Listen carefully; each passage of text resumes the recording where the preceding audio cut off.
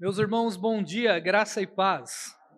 Deus abençoe a todos. Que alegria é estarmos aqui nessa manhã para cultuarmos a Deus, para prestar ao Senhor o culto, né? Para prestar ao Senhor um serviço a Ele. Que o Senhor nos capacite para que nessa manhã, como já tem feito, possamos dar a Ele aquilo que há de melhor, aquilo que nos custe alguma coisa. Amém? Abra sua Bíblia comigo, por favor. Evangelho de João, capítulo de número 15, do verso de número 1 ao verso de número 8.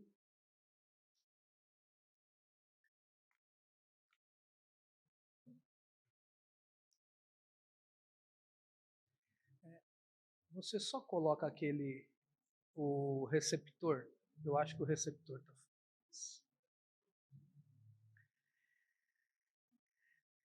Evangelho de João, capítulo de número 15, do verso de número 1 ao verso de número 8.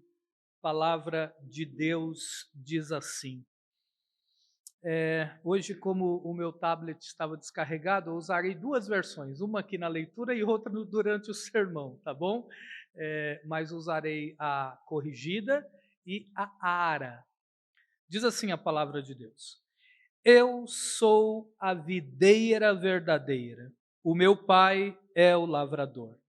Toda vara em mim que não dá fruto, atira e limpa toda aquela que dá fruto, para que dê mais fruto.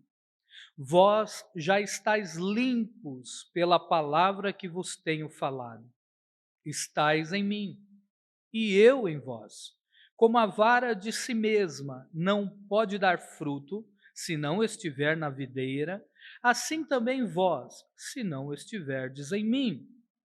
Eu sou a videira, vós as varas. Quem está em mim e eu nele, este dá muito fruto, porque sem mim nada podeis fazer. Se alguém não estiver em mim, será lançado fora como a vara e secará. E os colhem e lançam no fogo e ardem.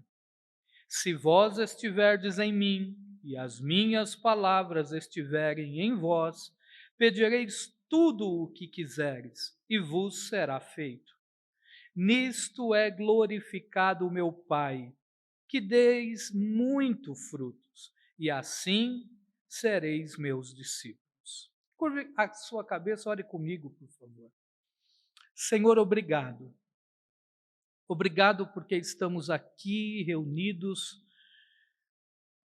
para juntos prestarmos ao Senhor o teu culto. Te louvamos, Senhor, porque o Senhor tem nos capacitado desde o início deste culto. Te louvamos pela liberdade que temos de prestar culto ao Senhor.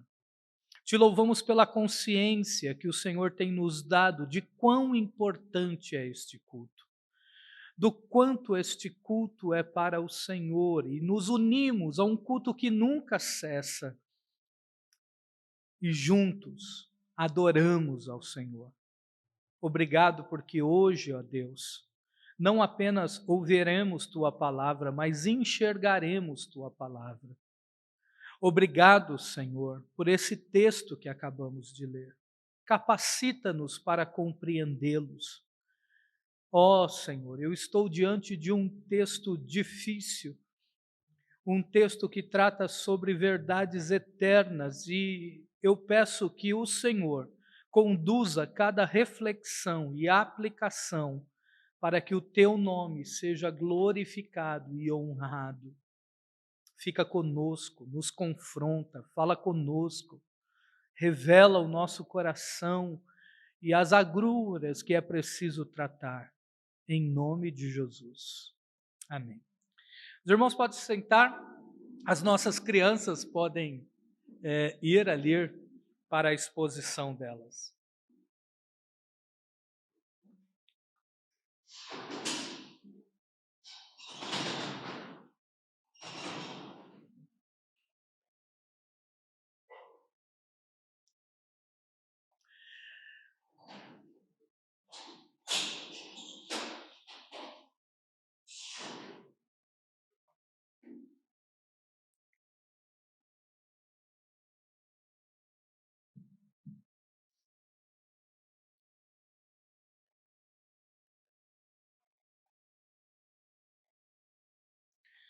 Muito bem, estamos aqui diante de um texto maravilhoso, maravilhoso mesmo. João, ao escrever o seu evangelho, João tem um objetivo muito bem definido na sua narrativa. É interessante notar que são poucos os livros que o objetivo dele, o objetivo do autor, está expresso, explícito em um texto bíblico, de modo que você possa ir lá, ler e dizer assim, uma pergunta óbvia que a gente sempre tem que fazer para um texto bíblico, para uma carta, para um livro bíblico é: qual é o assunto principal desse livro? Do que esse livro trata? Qual é a intenção do autor ao escrever o que ele escreveu? Você sabe que o Evangelho de João é considerado como o livro dos 7 sinais. Por quê? Porque João escolhe apenas 7 milagres de Jesus para colocar. E qual é a razão disso? Qual é o objetivo disso? E antes que as pessoas ficassem especulando, e nós também, João escreve qual é o propósito do seu evangelho lá no capítulo 20, nos versos 30 e 31. Olha só o que ele diz, para que eu e você não percamos de vista qual é o objetivo do autor ao escrever essa sua narrativa, para que possamos, dentro do capítulo escolhido, capítulo 15, dos versos 1 ao verso de número 8, entender como é que essa perícope, como é que esse discurso pode, então, ajudar a compreender e se encaixa nesse processo todo. Olha só o que João diz. Os discípulos viram Jesus fazer muitos outros sinais, além dos que se encontram registrados neste livro. Estes, porém, estão registrados para que vocês creiam que Jesus é o Cristo, o Filho de Deus, e para que, crendo nele, tenham vida pelo poder do seu nome. Que maravilha, meus irmãos! Olha como João nos ajuda, a contribuição que ele dá para nós ao lermos o livro, de modo que não importa em qual capítulo você esteja do Evangelho de João, não importa em qual momento da narrativa de João você esteja, você não pode perder de vista qual é o objetivo primordial desse Evangelho. O objetivo primordial desse Evangelho é que creiamos que Jesus Cristo é o Filho de Deus e que, crendo nele, tenhamos vida pelo poder do seu nome. Isso é tão impressionante que é daqui que vem a compreensão de que João não tinha um público específico, como Mateus tinha os judeus em seu primeiro plano quando escreve o seu evangelho. Lucas, como tinha os gregos, ou um grego só, você pode discutir sobre isso, em primeiro plano ao escrever seu evangelho. Como Marcos, que tinha os romanos em primeiro plano ao escrever. João não tem um público específico. É por isso que João é considerado como o evangelho universal. Todo homem precisa olhar para a história de Jesus, para o ministério de Jesus, para a vida de Jesus e entender que há uma única razão para isso, para que creiam que Ele é o Filho de Deus e, crendo nele, tenham vida pelo poder do seu nome. Tendo isso em mente, nós precisamos agora olhar para o capítulo 15, o texto dessa manhã, e entender algumas coisas importantes. Esse é aquele tipo de texto que você não precisa trazer nenhuma ilustração, porque João já faz questão de apresentar qual é a melhor ilustração para a sua narrativa, para aquilo que Jesus está dizendo. E a melhor ilustração que o próprio João utiliza é: pensem numa videira. Eu e você sabemos o que é uma videira. A videira é aquela que produz uvas, e a videira é aquela que produz, então, o suco da uva, que produz o vinho e tudo mais.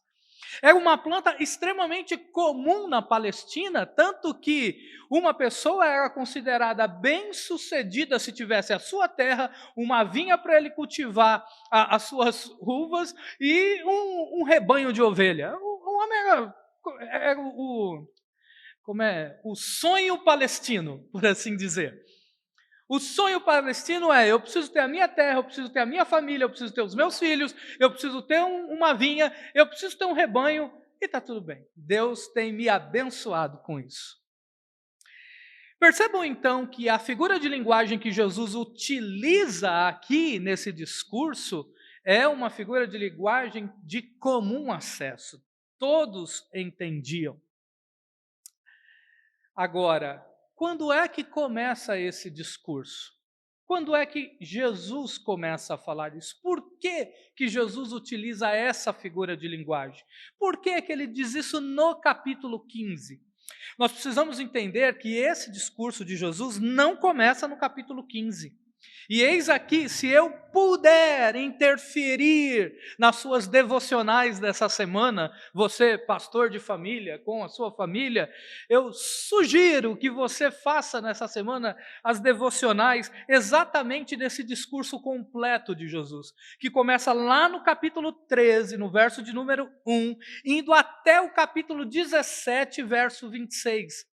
Porque é um discurso de Jesus, onde ele faz enunciados preciosos antes da sua traição. Antes da sua traição, Jesus começa um discurso ainda na última ceia, ali naquele episódio do lava-pés. Jesus começa um discurso que só irá terminar no capítulo 17. E qual é o grande ensino desse discurso que contribui para o fato de conhecer que Ele é o Filho de Deus e que, crendo nele, temos vida pelo poder do seu nome? Jesus está lidando, nós podemos concluir que ele está lidando que a nossa união com ele, alguns vão chamar de união mística com o Senhor, a nossa união com ele é evidenciada pelo nosso serviço na comunidade de fé, pelo nosso amor mútuo na comunidade de fé e pela nossa obediência à palavra de Deus. Como é que a nossa união em Cristo é evidenciada? Como é que se evidencia um discípulo? Como é que somos considerados discípulos de Jesus? Como é que os homens podem olhar para nós e serem impactados por aquilo que dissemos ser? Pelo nosso serviço, pelo nosso amor e pela nossa obediência à palavra de Deus. No discurso todo de Cristo, do capítulo 13 ao capítulo de número 17, você verá isso. E qual é o principal recurso que temos para isso? Como é que isso pode ser vivido? Como é que eu e você podemos servir a Deus de modo legítimo, nos amar de modo legítimo e obedecer a palavra de modo legítimo? Apenas com a ação da Trindade na nossa vida. É por isso que do capítulo 13 ao capítulo de número 17, você verá, seja no serviço de Cristo, no modo como ele ama os seus discípulos e no modo como ele obedece a Deus, você verá a Trindade capacitando aqueles, seja no capítulo 13, capítulo 14, 16 e 17, terminando com a oração sacerdotal do Senhor.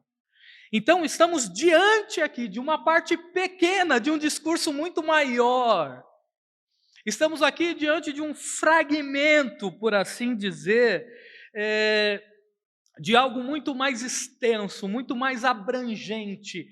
E a minha missão aqui hoje é olhar para esse texto junto com vocês e perceber como é que esse texto nos ajuda a servir, amar e obedecer a Deus, reconhecendo que dependemos da ação do Pai, do Filho e do Espírito Santo.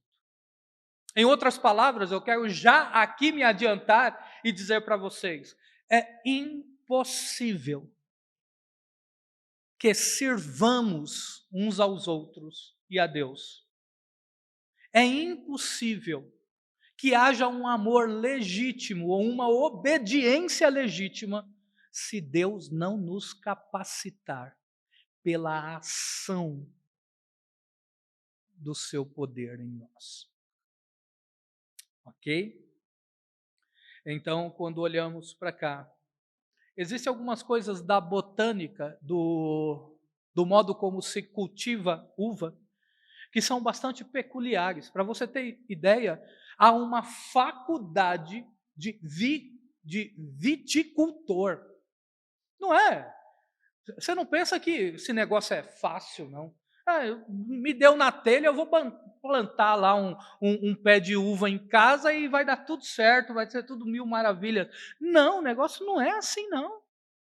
Você está pensando que é aquela experiência que a gente fez quando criança no colégio, de pegar um carocinho de feijão, colocar num algodão e daqui a algumas semanas está lá a arvinha? Não, o negócio não é assim.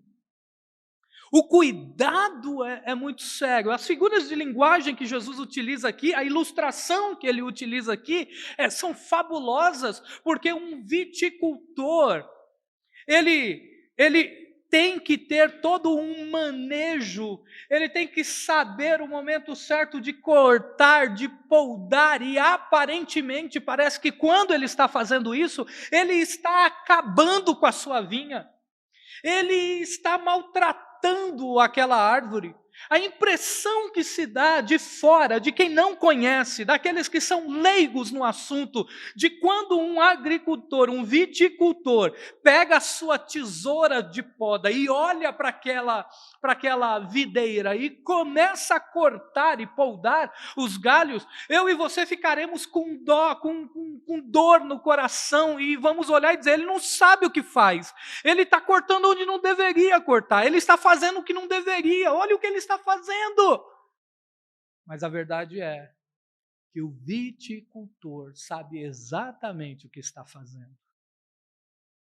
O modo como ele corta, o tempo em que ele corta e a ação que ele efetua, os enxertos que ele faz, são extremamente pensados com quem já sabe lidar com isso, com quem sabe dos resultados disso, com quem sabe o que está fazendo. Então, Jesus aqui não poderia escolher uma figura de linguagem melhor para lidar do modo como o Pai lida com a sua igreja. Do modo como o Deus Todo-Poderoso lida com os seus discípulos, lida com o seu povo. Há momentos na nossa vida que Deus está nos disciplinando e a gente olha e diz, meu Deus, por que o Senhor está fazendo isso? Por que está acontecendo isso? Olha o que está acontecendo, Senhor, olha como as coisas estão indo, o curso que está tomando, e a impressão que dá está tudo errado. A gente se esquece de que quem comanda tudo, de que quem está no controle de tudo, é um Deus que sabe o que faz. Ele sabe exatamente aonde corta, o que tira, o que faz, porque a videira é dele, a plantação é dele, o cultivo é dele. Ele sabe como faz.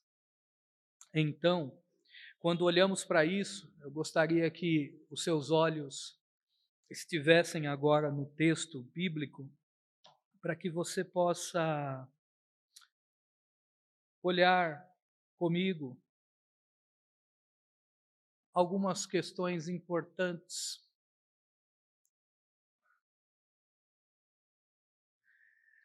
Antes que a gente olhe propriamente para o texto,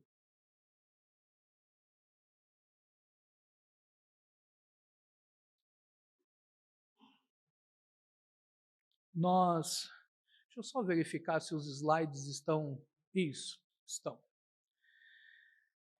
Olha só, nós não podemos nos esquecer quem é Jesus, quem é Deus e quem nós somos. Nesse processo de vida cristã, nesse processo de aprender que Cristo é o Filho de Deus e temos vida por seu nome, nesse processo de servir, de amar e de obedecê-lo, nós não podemos esquecer quem é quem no reino de Deus. E Cristo faz isso. Olhem só o verso de número 1, quando ele diz: eu sou a videira, o meu pai é o lavrador ou o agricultor, dependendo da sua tradução. E na parte A do verso de número 5, ele diz: eu sou a videira e vós os ramos, ou dependendo da tradução, e vós as varas. Então, nessa figura de linguagem que Jesus está utilizando, eu e você não podemos esquecer quem é Deus, quem é Cristo e quem nós somos. Deus enviou o seu Filho. E nós só nos tornamos filhos porque estamos ligados nele. Nós somos os ramos. Há uma atividade na arte de cultivar videiras, a maravilhosa arte que você tem de pegar galhos alheios àquela árvore e enxertá-lo com a finalidade de que ele produza aquilo que aquela videira produz. Isso é maravilhoso na botânica. O que o Senhor está dizendo é: nós não éramos filhos de Deus por natureza. Nós só somos porque estamos ligados em Cristo Jesus. Nós não temos condições de produzir nada de bom por nós mesmos. Nós só temos porque estamos em Cristo Jesus. Então é fundamental para nós que somos ramos ou varas, dependendo como você quer escolher, entendermos quem é quem e de que o modo como Deus nos limpa, o modo como Deus nos trata, o modo como Deus nos disciplina é um modo cirúrgico, objetivo, pessoal, porque Deus conhece cada vara individualmente,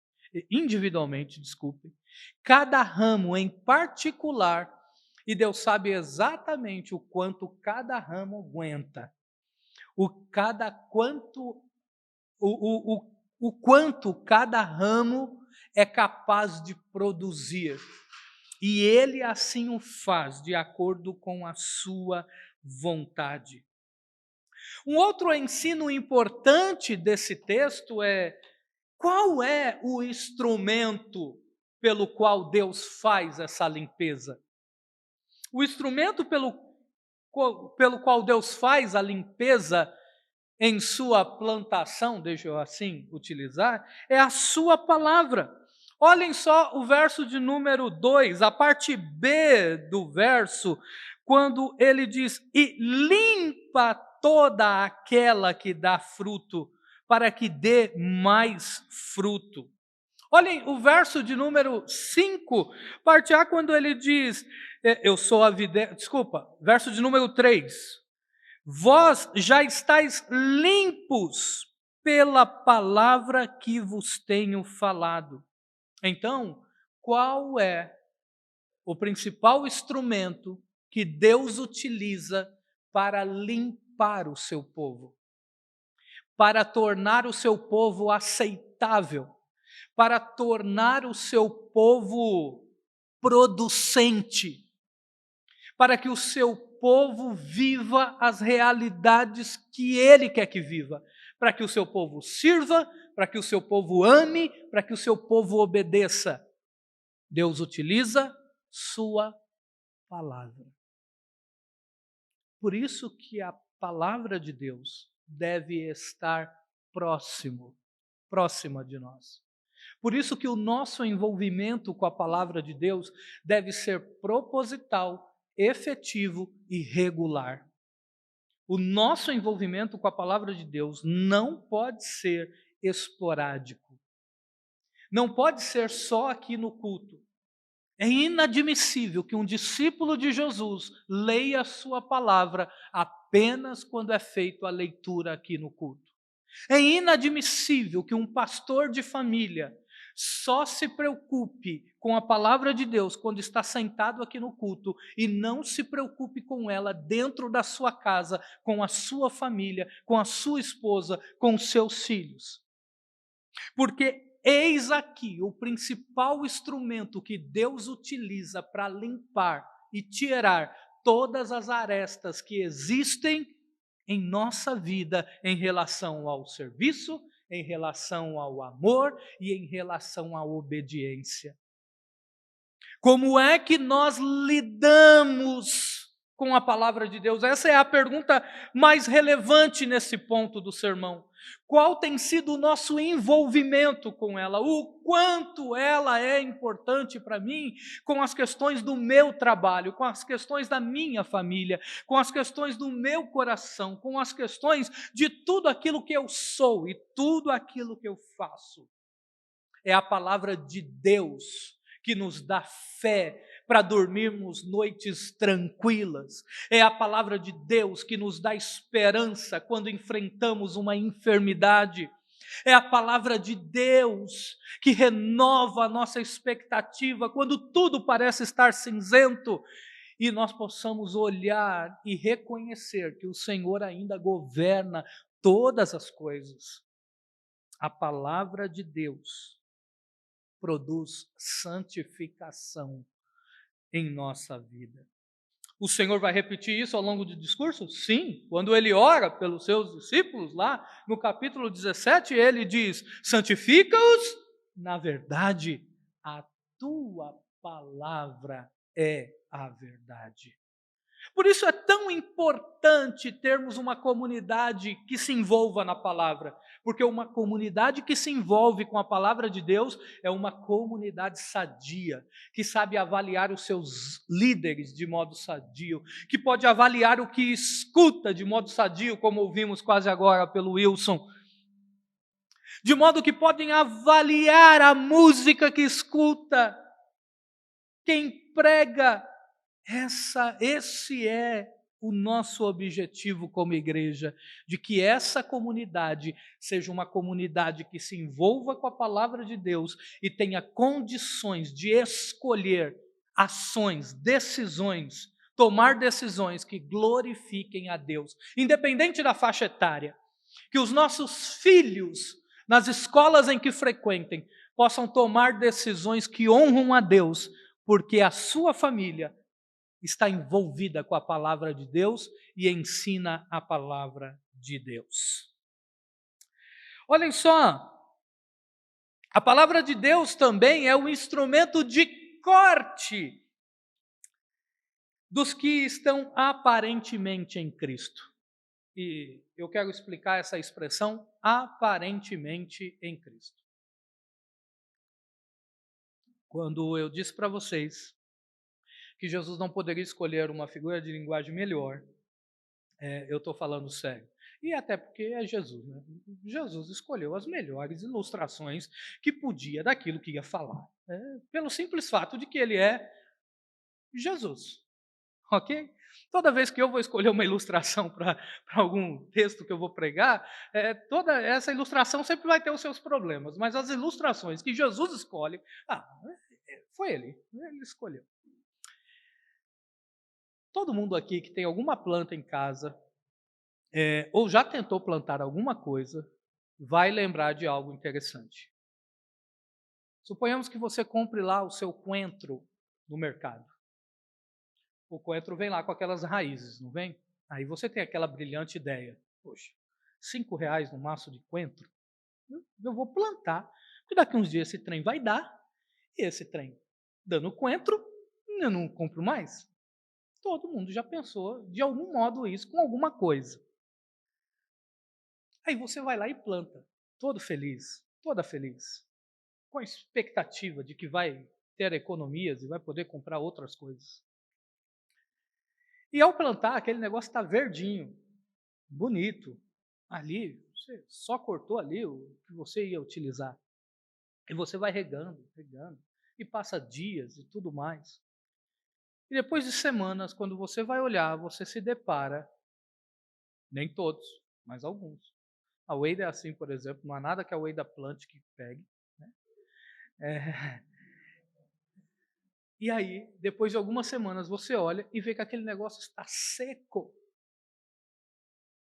E aí você olha e você diz, mas eu plantei na terra certa. Eu segui as orientações do YouTube corretamente. Eu olhei, coloquei no sol e fiz tudo. Entretanto, não vingou, nasceu. Aí você dá o nome que você quiser, dependendo da região que você é, da cultura que você é. Naquele enxerto que o agricultor faz na videira, ele faz o mesmo processo com todos os galhos, com todos os ramos. Ele faz o mesmo processo de enxerto.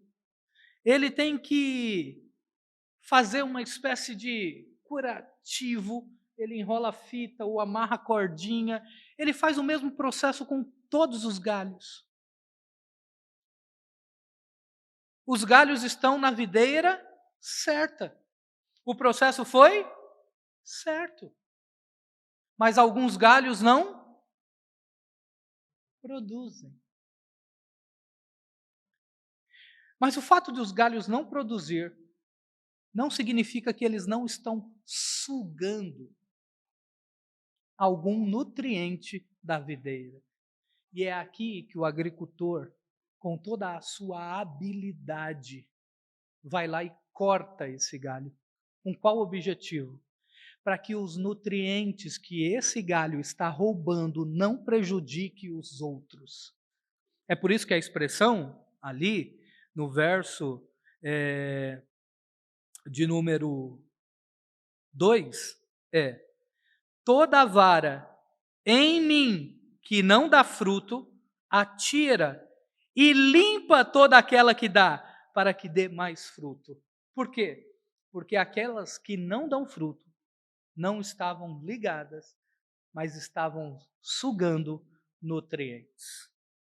Então, a palavra de Deus é também o instrumento daqueles que aparentemente estão em Cristo. Aparentemente por quê? Porque podem estar dentro da igreja. Podem ter feito o processo tudo certinho,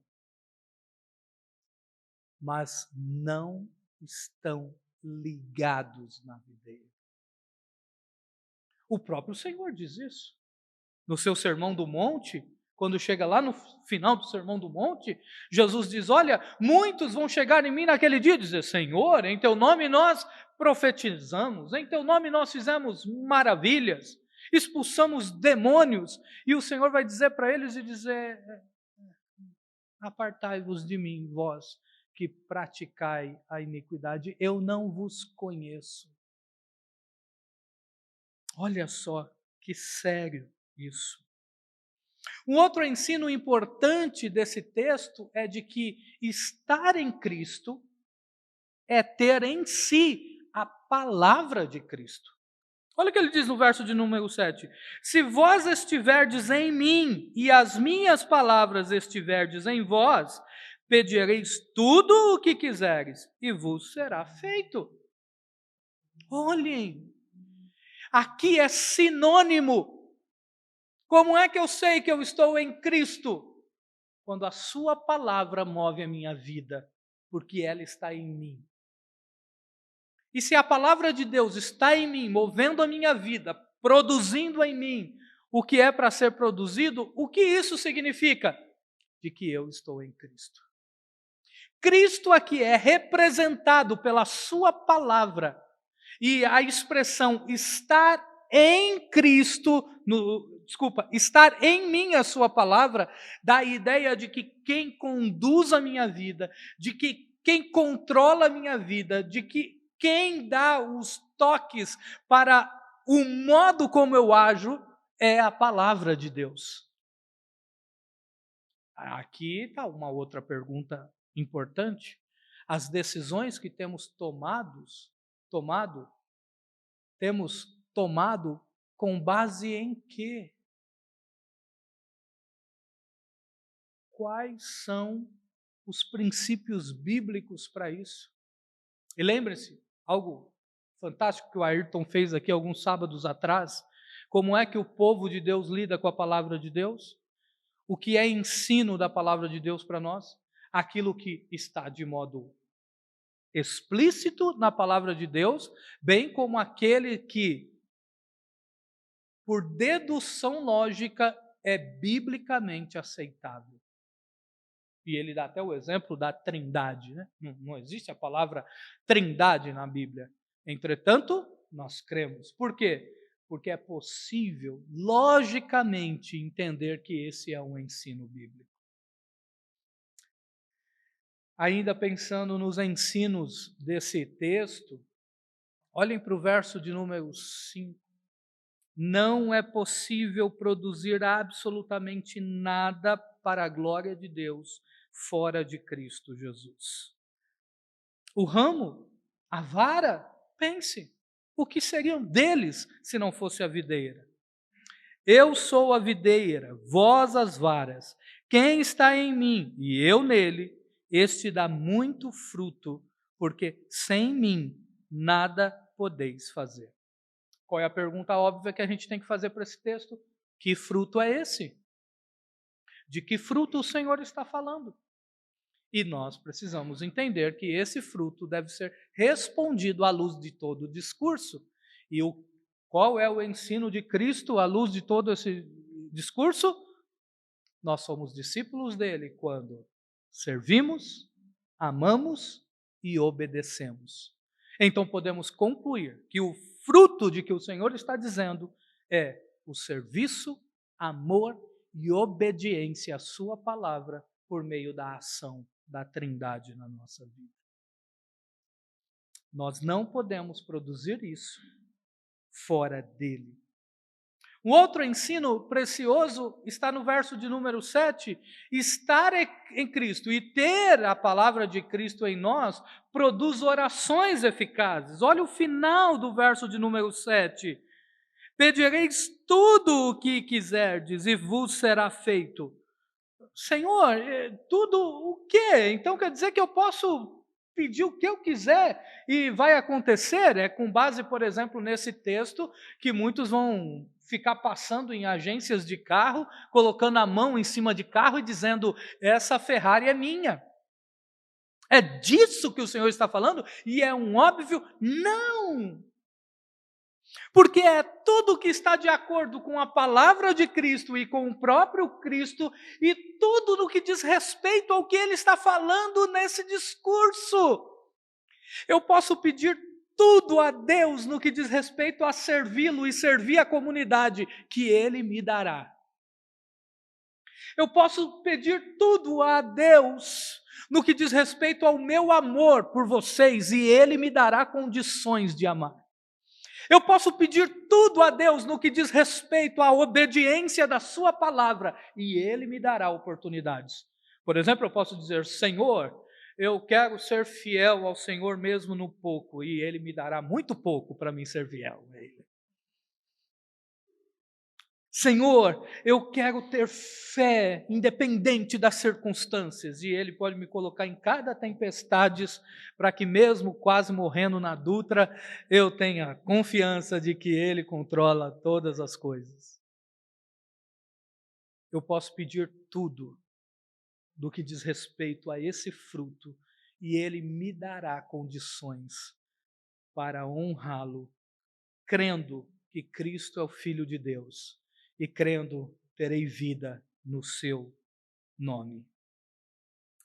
Agora, olhem só, o último ensino que eu quero destacar aqui nessa manhã, para ir para algumas aplicações e encerrar, é que todo este processo, absolutamente todo o processo, produz frutos, lembre-se, nosso serviço, amor mútuo e obediência à palavra de Deus, produz frutos com qual objetivos?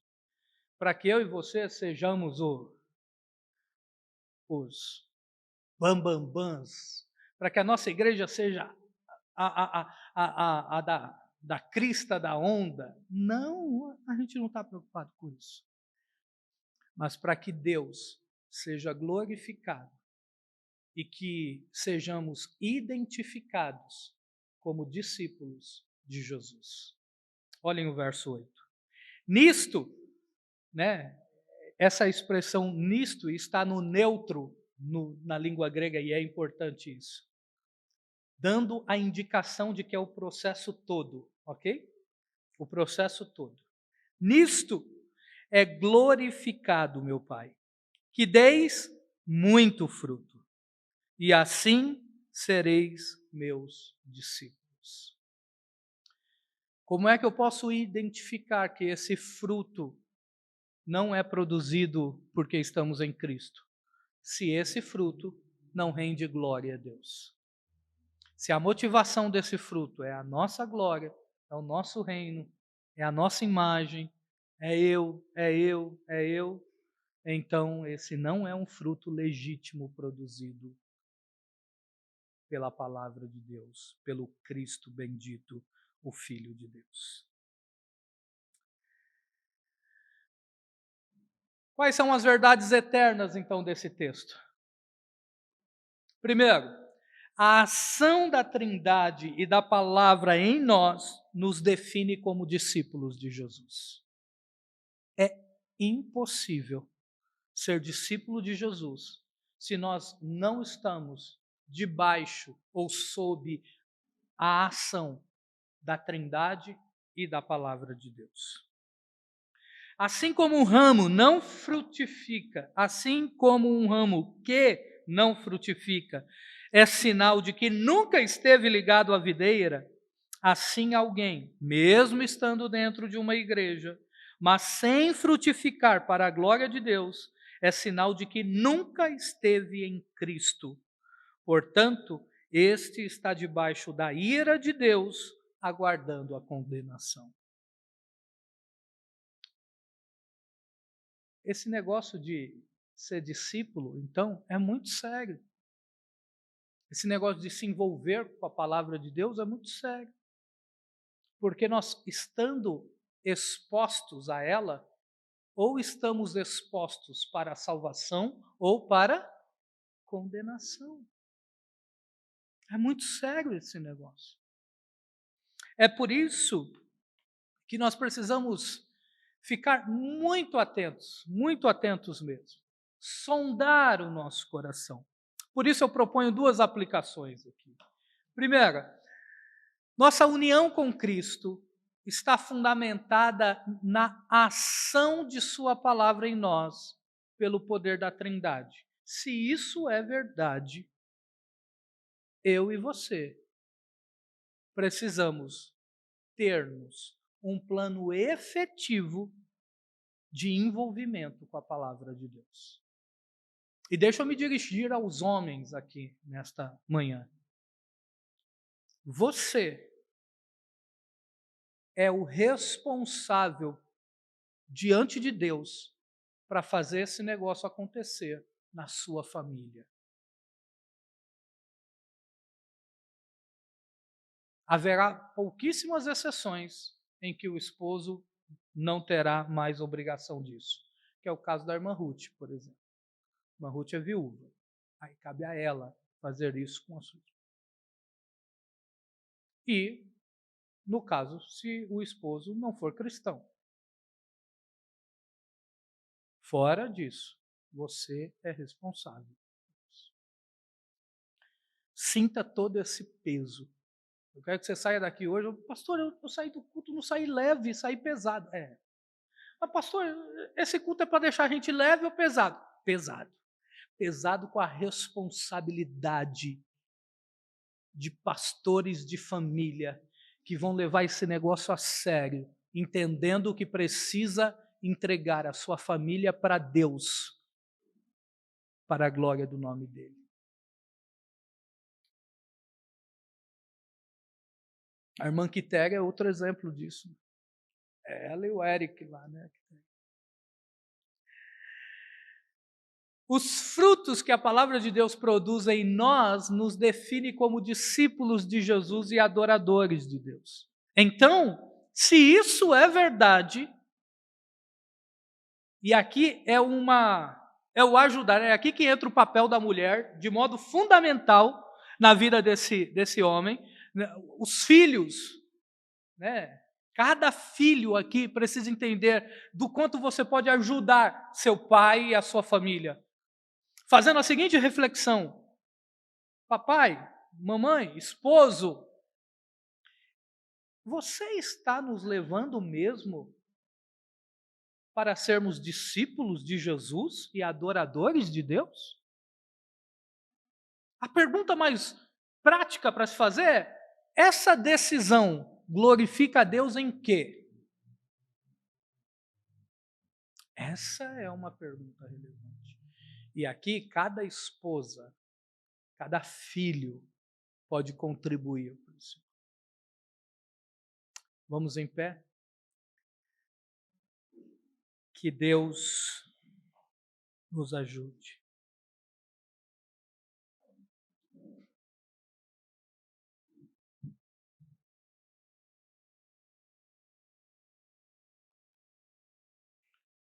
Que o Senhor derrame sobre nós a sua graça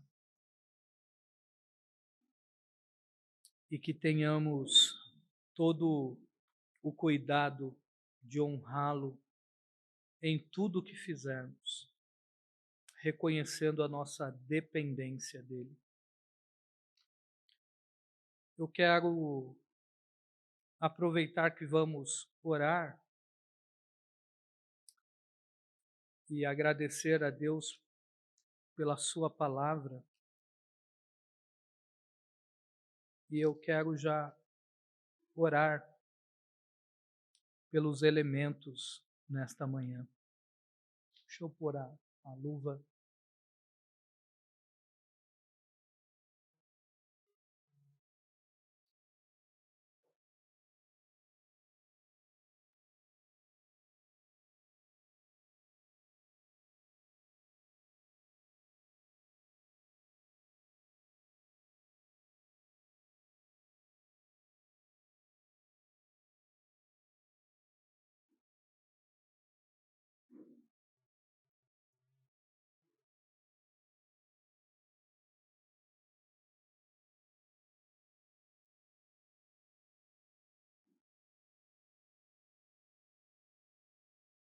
Estou falando para o Fernando que a mão está tão fria que eu quase não consigo colocar a luva.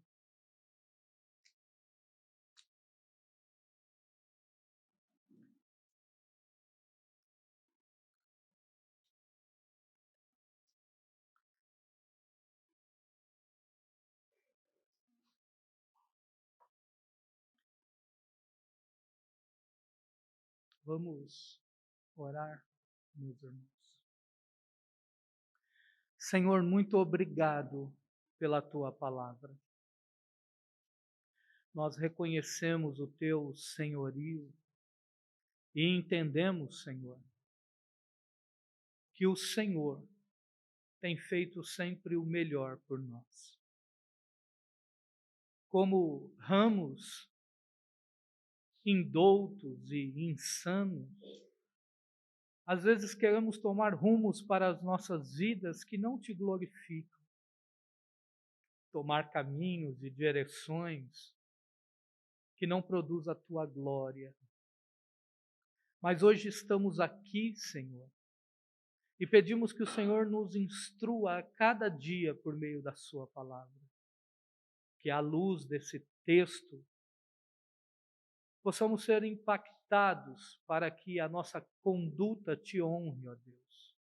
Receba a nossa gratidão pela tua palavra.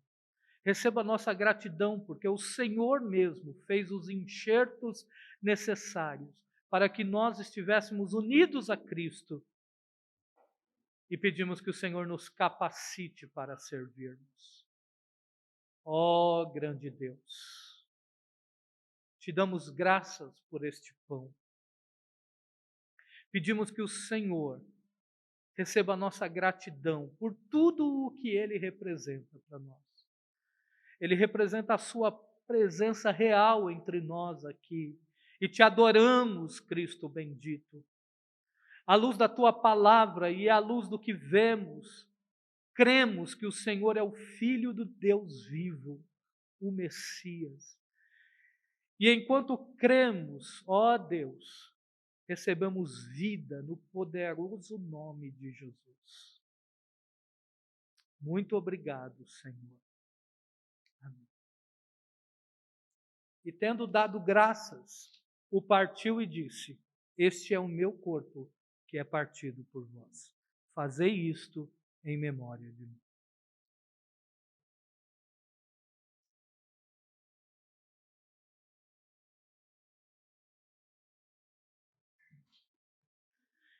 Senhor, te damos graças também por este cálice.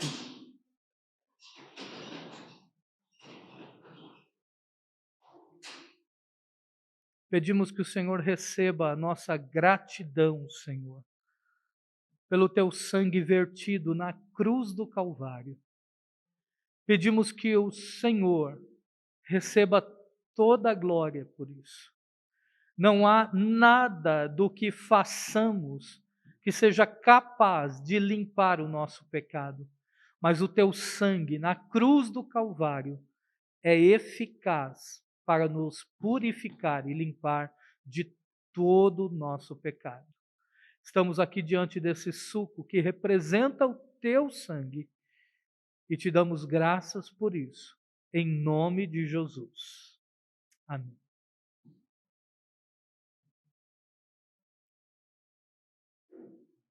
Muito bem, as nossas crianças já entraram. Se quiserem abaixar aí a porta por causa do frio, podem abaixar. Eu quero ler a palavra do Senhor com os irmãos. Palavra de Deus, primeira carta de Paulo aos Coríntios,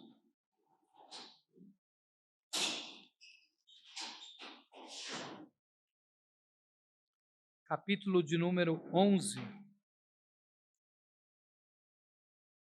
versículo de número 23 a seguir. Porque eu recebi do Senhor o que também vos ensinei. Que o Senhor Jesus, na noite em que foi traído, tomou o pão e, tendo dado graças, o partiu e disse: Tomai e comei. Isto é o meu corpo, que é partido por vós. Fazei isto em memória de mim. Semelhantemente também, depois de cear, tomou o cálice, dizendo: Este cálice é o novo testamento no meu sangue. Fazei isto todas as vezes que beberdes em memória de mim. Porque todas as vezes que comerdes este pão e beberdes este cálice, anunciais a morte do Senhor até que venha. Portanto, qualquer que comer este pão ou beber este cálice indignamente será culpado do corpo e do sangue do Senhor. Examine-se, pois, o homem a si mesmo, e assim coma deste pão e beba deste cálice. Porque o que come e bebe indignamente, come e bebe para a sua própria condenação, não discernindo o corpo do Senhor. Por causa disso, há entre vós muitos fracos e doentes, e muitos que dormem. Porque se nós nos julgássemos a nós mesmos, não seríamos julgados. Mas quando somos julgados, somos repreendidos pelo Senhor, para não sermos condenados com o mundo. Portanto, meus irmãos, quando vos ajuntais para comer, esperai uns pelos outros. Mas se alguém tiver fome, coma em casa, para que vos não ajunteis para condenação. Quanto às demais coisas, ordená-las-ei quando for ter convosco. É um privilégio estarmos aqui. A ceia, no conceito de culto reformado, é o momento em que as nossas crianças, os nossos membros, nós, podemos não só ouvir a palavra de Deus, mas enxergar a palavra de Deus. O Senhor ordenou isso. E nós fazemos isso, nós cumprimos isso, com a expectativa de que um dia não faremos mais isso aqui, mas na eternidade com Ele. Cearemos para sempre com Ele. A ceia representa então a nossa comunhão com o Senhor, essa união que temos com Cristo Jesus.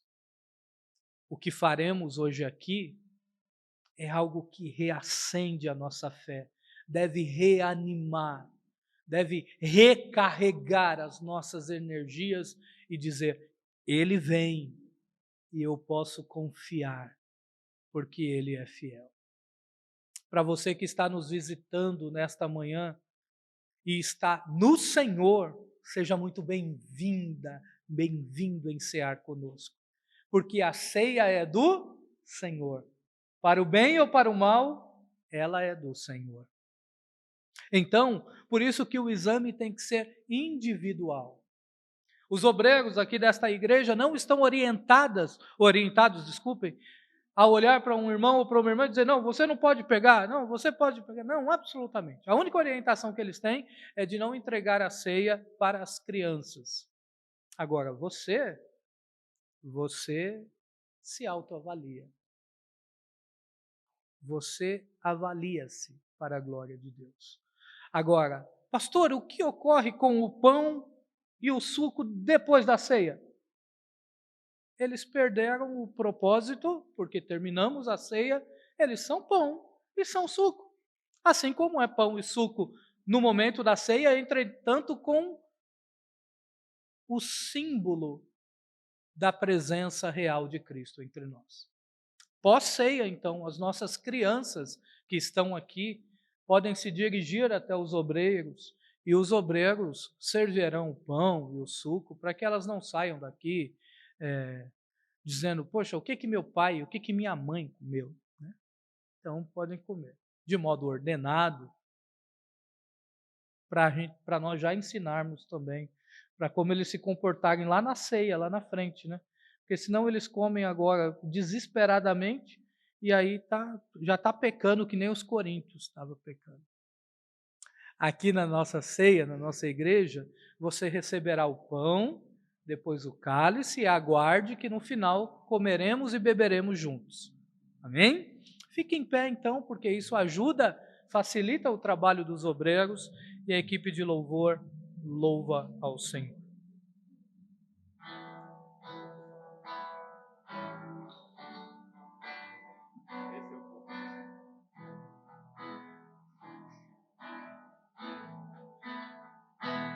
Cristo já nos preparou um já que nos comprou e agora nos convida a cear.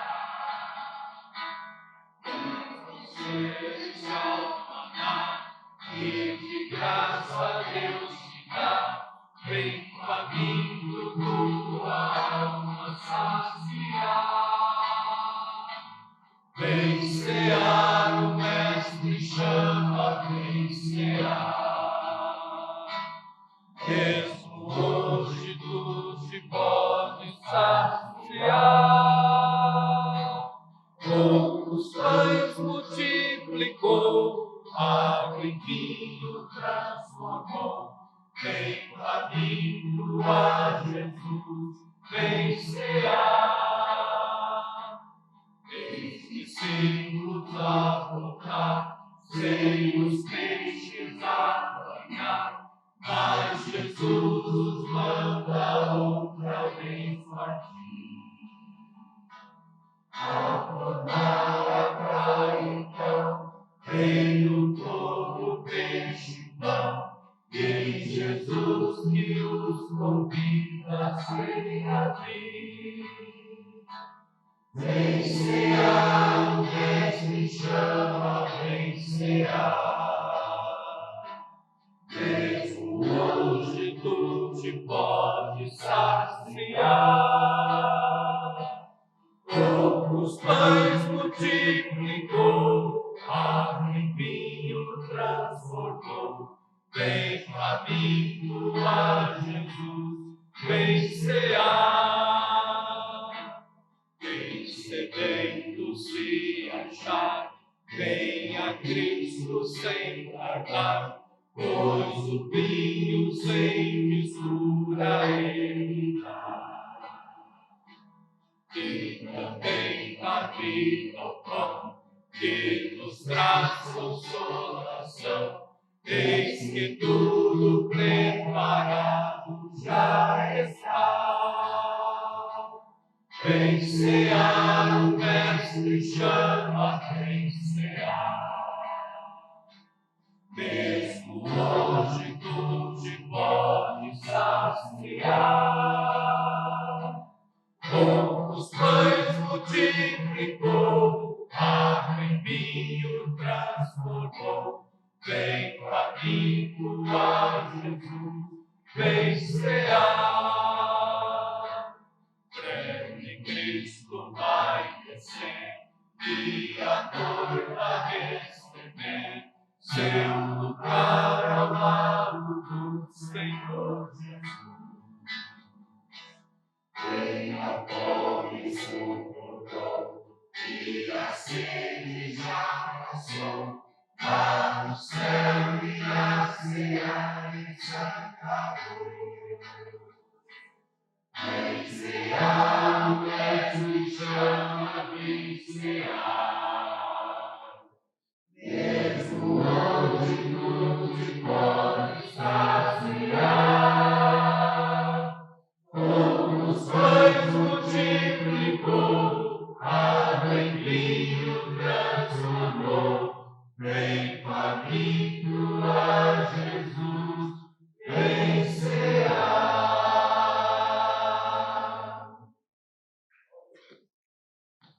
Aleluia.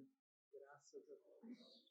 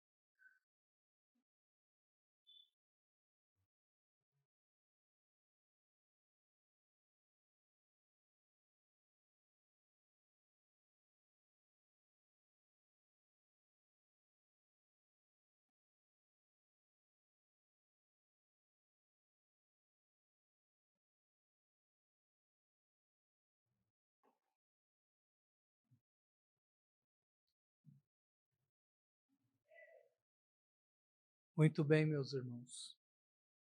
Todos estão aí com o pão e o cálice. Mais uma vez a palavra de Deus diz assim: porque eu recebi do Senhor o que também vos ensinei, que o Senhor Jesus, na noite em que foi traído, ele tomou o pão. E tendo dado graças, o partiu e disse: tomai e comei. Isto é o meu corpo, que é partido por vós. Fazei isto em memória de mim. Podeis comer.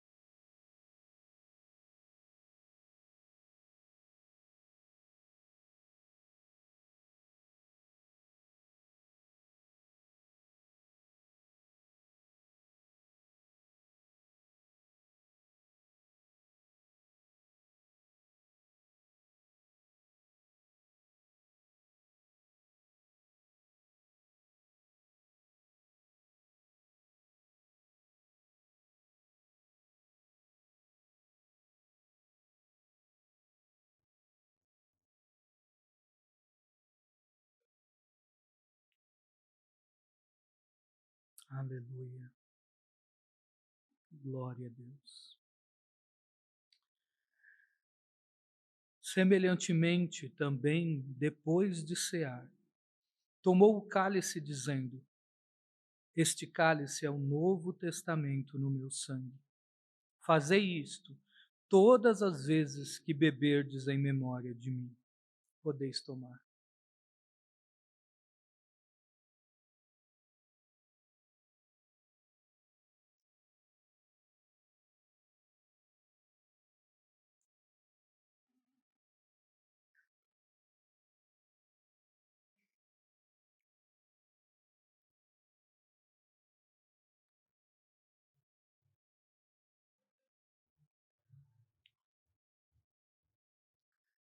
Eu gostaria de pedir para um dos irmãos, por favor, orem agradecendo a Deus por essa ceia.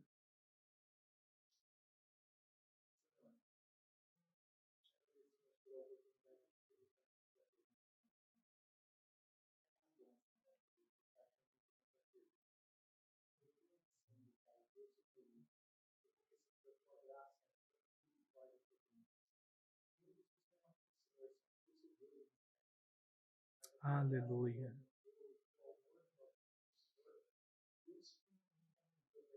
Aleluia.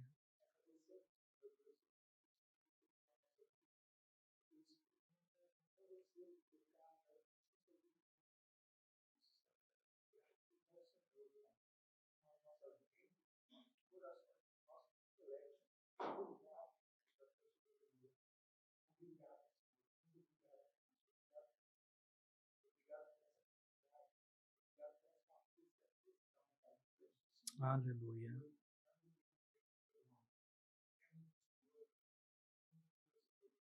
Amém.